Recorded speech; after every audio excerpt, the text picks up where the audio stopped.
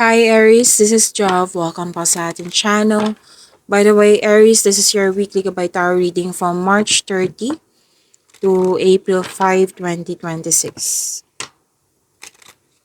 Gamitin ang reading na ito bilang gabay lamang. Tandaan Aries, ito po ay general reading.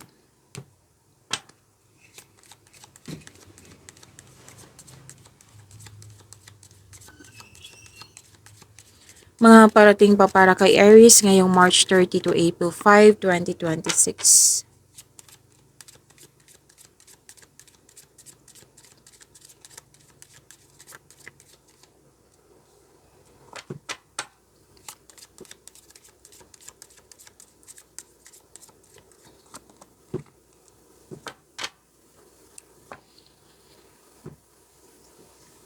Okay, Aries. Sabi po dito, may ligawan. May ligawan, pwedeng nagkagusto ka sa isang tao, or pwede din may nagkagusto sa'yo. Oo, na, at may bagong pasok sa buhay pag-ibig. Oo. At,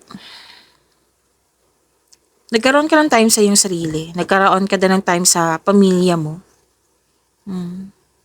Self-love.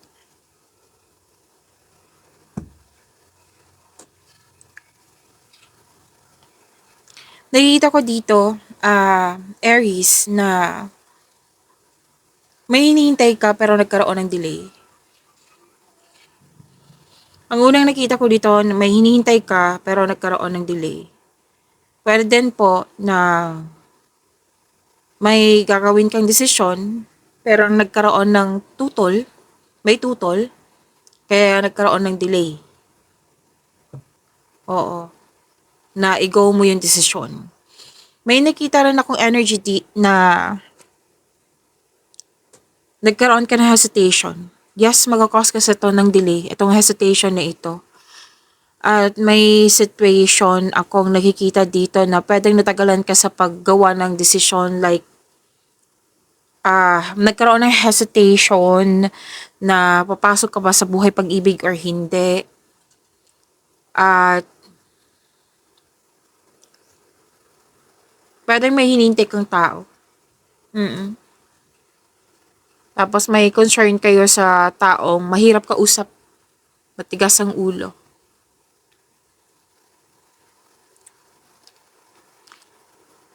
Kailangan nito ng mahabang pasensya. Magkaroon din ng time for reflection. Aries. At least alam mo kung ano yung mga delay na, posibleng delay. Diba? Sa pagkakaroon pala ng hesitation, ito pala yung delay. Sa mga tutol, ito pala yung dahilan nagkaroon ng delay. Yan. So, kailangan ng tiwala sa sarili, makinig sa inyong intuition, habaan din ng pasensya, kailangan din ng time for reflection, sabi ng iyong card.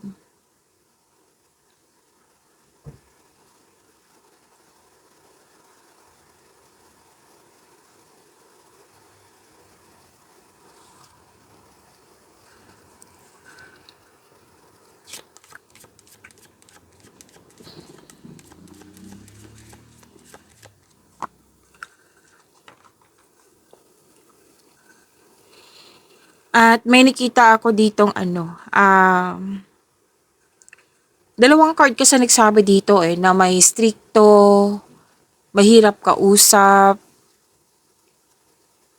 like katigasan. Na may nangyaring ending, may nangyaring closure, or pwede din po na end of contract ito or separation, na may pag-uusap din tungkol sa musical instrument or about sa box. Yan. Na may nangyaring hardship pero nag-let go ka. So, itong card na ito nagsabi na may ending naganap kasi nag-let go ka. At nang dahil sa letting go na ito, nagkaroon po siya ng transformation. Kumbaga, ito na yun. Magkakaroon ng transformation, may new beginning na pong magaganap. At may nakita rin ako ditong nag-let go ka like mga nangyari sa nakaraan, baggages, grudges, bigat ng nararamdaman, disappointment. Yan, nilet go mo ito. At yan, nagkaroon siya ng transformation. Kasi itong mga nilet go mo, hindi na siya kailangan sa new beginning.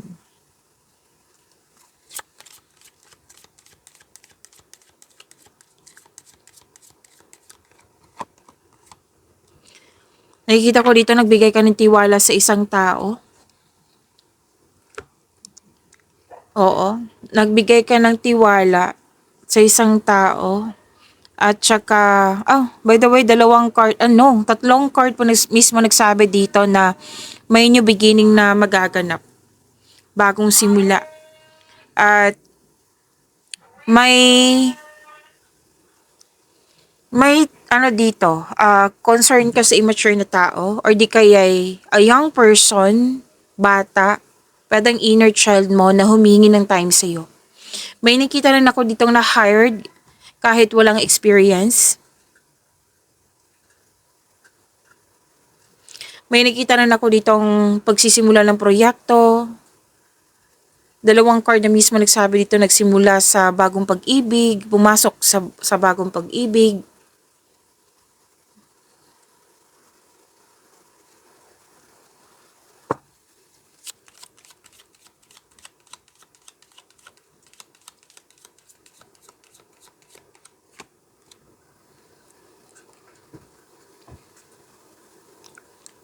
Okay, so this is may travel, may movement, transition, at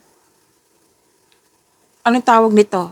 Adventure, bakasyon, or new journey. Yan. So, itong new journey na ito, nakikita ko, in-embrace mo. Kaya, tatlong card na mismo nagsabi dito na may new beginning nangyari sa inyong buhay. Transition.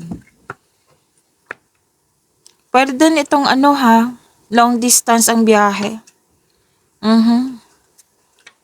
And this is also na binibigyan mo na ng, kumbaga nagkaroon lang ng simula, binigyan mo na ng aksyon yung matagal mo ng plano.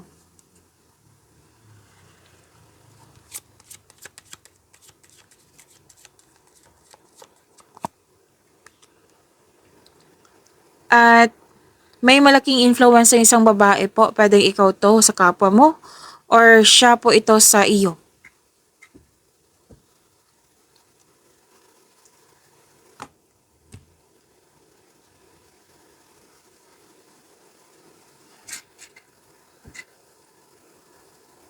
Okay, so sabi po dito, may solusyon na sa inyong problema, sagot sa inyong mga katanungan. May confirmation na ako nakikita dito at conclusion. At may gumagawa na password. Oh, this is opportunity ha. Opening doors po ito. So, ang ganda. Claim. Kuha tayo ng angel number para kay Aries ngayong March 30 to April 5, 2026.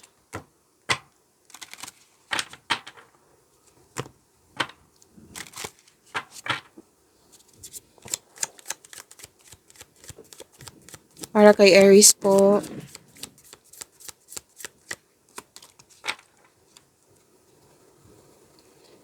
Angel number 44. So sabi po dito, your angels are encouraging you to continue on your present life path with diligence and determination, and even greater success will come in the future. So to attract more blessings, let us say the power affirmation. I-recite niyo po ito kasi nakakabuti ito sa inyong energy. Kasi this is a positive affirmation po. I-recite niyo po ha. Okay, so I am supported. Again, I am supported. Okay, so ito yung sinabi ng tatlong cards mo kanina na may new beginning na magaganap. As sinabi ng mga anghel na kailangan mo magtiwala na nasa right path ka. Kailangan mo mag-move forward. Make change.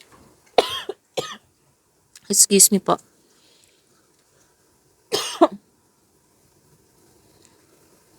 Kasi itong new beginning na ito, magbibigay ito ng success sa iyo.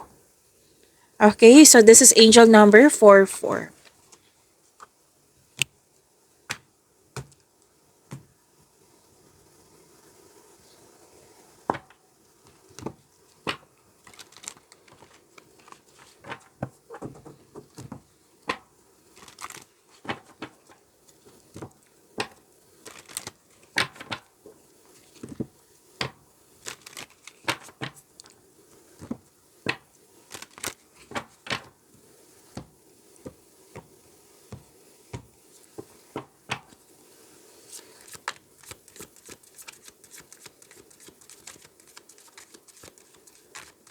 Energy pa para kay Aries ngayong March 30 to April 5, 2026.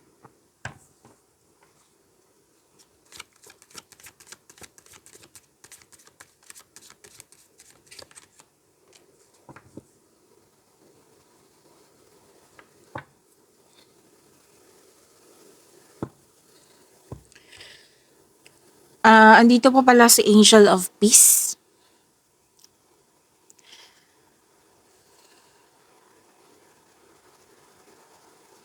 Aries, maraming salamat po sa mga hindi nag-skip ng ads. Subscribe na po kayo sa ating channel at click bell notification para updated po kayo sa reading natin. Para po sa mga gusto magpa-reading po, comment po kayo ng personal reading and check my reply sa comment section.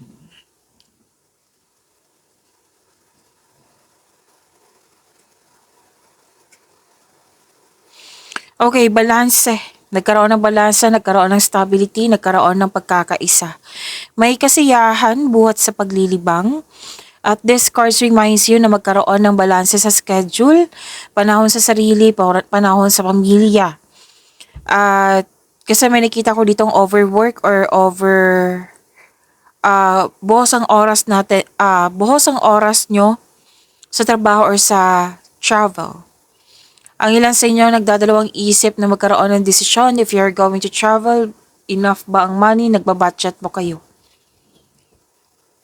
So, kailangan ng balansa dito lalo na sa oras. Tamang oras para sa sarili, sa partner, or sa pamilya. At may advice po ang cards nyo regarding sa career and money na tamang pag-manage upo sa pinansyal at budget para mas lumago ang iyong kaperahan.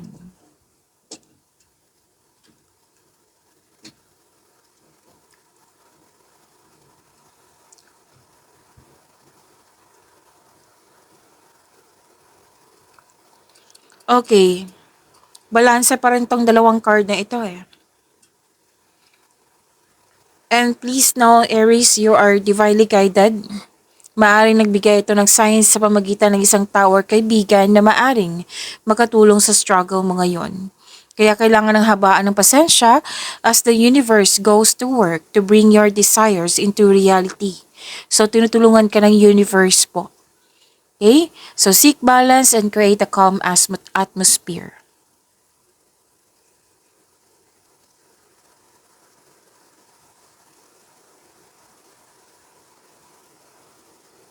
So, may divine timing na magaganap.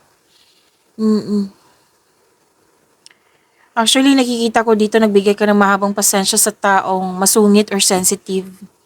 Naintindihan mo, nagbigay ka ng mahabang pasensya. And may advice ang card niyo po tungkol sa inyong money. Na pay attention kayo sa inyong income at sa paggasta. Kumbaga, control, monitor, and save.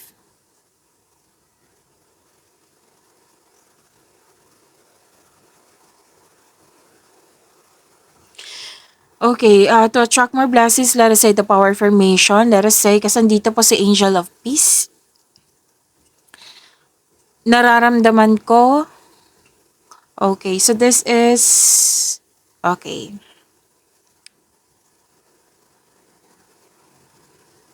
Nararamdaman ko ang mapagmahal na patnubay ng aking anghel sa paligid ko. Naramdaman ko ang mapagmahal na patnubay ng aking anghel sa paligid ko.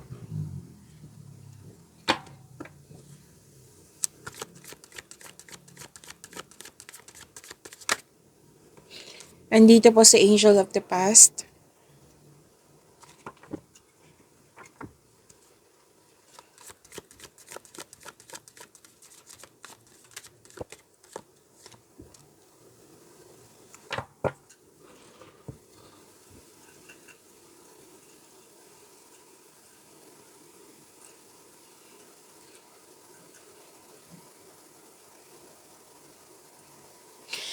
Okay, sabi ng yung card na kailangan mong i-release itong nakaraan.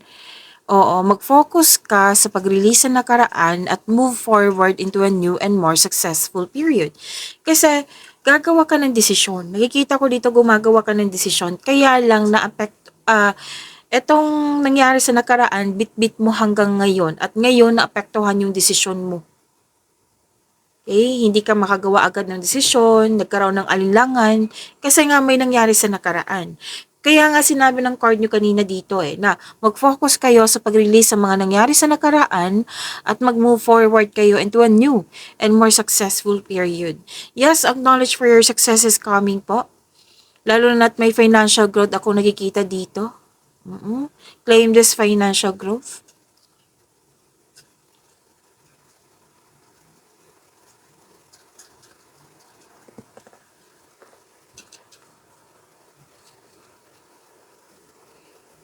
So, kung ano man tong conflict or struggle, pero most likely competition to rivalry sa career and money. Pero then, pressure mo yung sarili mo.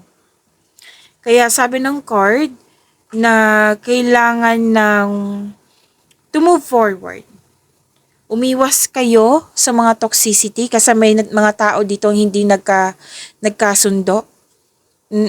Yan kasi yung magkakos ng delay din Oo, na hindi nagkasundo, yan. So, sabi ng card, kung pwede, kung posible sa'yo na umiwas na lang at mag-focus kayo sa inyong mga gawain po. So, may mga annoying delays or mga pangyayaring hindi mo control. So, you need to slow down. Wag niyong i-pressure yung sarili niyo. Wag niyong i-pressure yung sarili niyo. Mag-focus kayo sa mga gawain niyo. Yan ang sabi po. So, to attract more blessings, let us say the power of affirmation. Let us say, kasi dito po si Angel of the Past. Ako ay nagpapatawad. Again, ako ay nagpapatawad.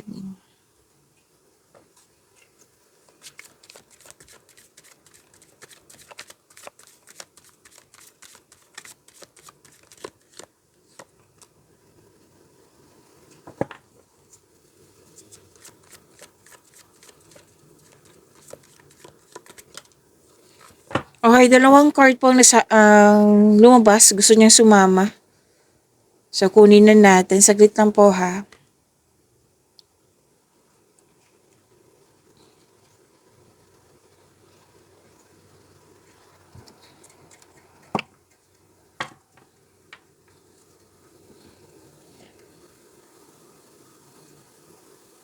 Okay, Aries, huwag niyo kalimutan na mag-subscribe sa channel natin at click yung bell notification para updated po kayo sa reading natin. At huwag niyo kalimutan na panoorin niyo po yung mga video niyo tungkol sa April 2026.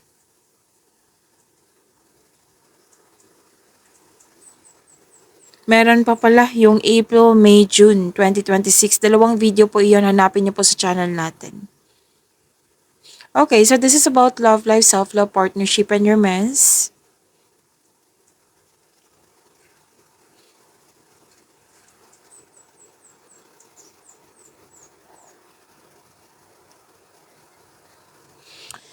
Okay,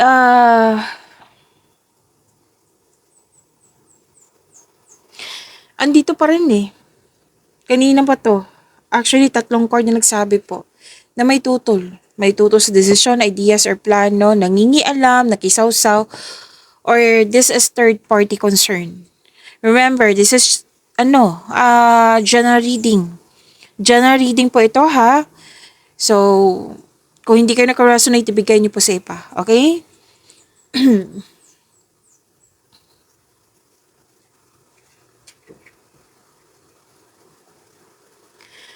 So, may tutol na wag magpadala sa lungkot.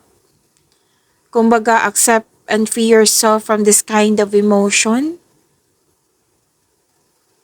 At sabi din dito na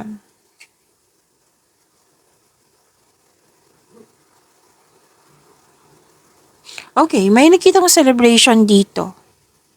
I think this is birthday. So, happy birthday, Aries. Okay. Kasi may nag-celebrate dito. I think this is birthday or engagement, kasal, or honeymoon. Kasi may nakita rin ako dito nagpasya na magsama sa isang bubong. Bubong. So, sa mga single dyan, handa na kayong pumasok sa isang relasyon.